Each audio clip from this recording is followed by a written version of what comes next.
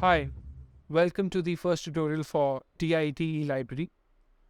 To access your account on the eLibrary, please visit tiet.refread.com.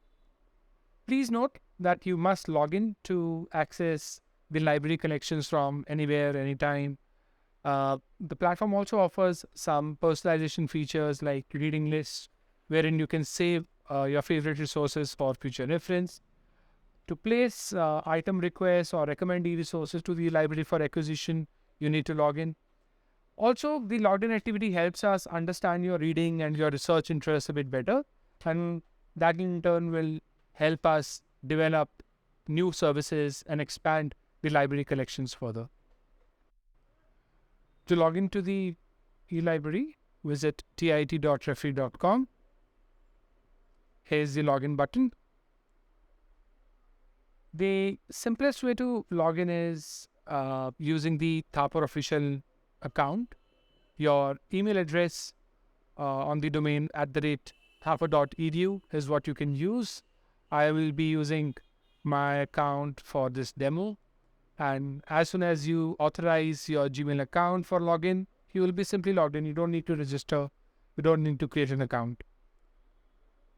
Alternatively, you can log in using a registered email address and a password that has been provided to you. In case you do not have your account registered on TIET Library, you can write to us at support@refread.com or the support email addresses of the library mentioned here. And be assured, we'll come back to you with your account details within 24 hours. So simply log in using the email address and password, and you can access the library collections. If you want to change your password, go into the settings, click on the change password button, enter your current password, and you can give the platform a new password of your choice. In case you have forgotten your password and you are not able to log in into the eLibrary, you can always reset your password using this forward password link. You'll have to enter your registered email address. And of course, an OTP will be sent to your email address to verify your email, and you can set your own password.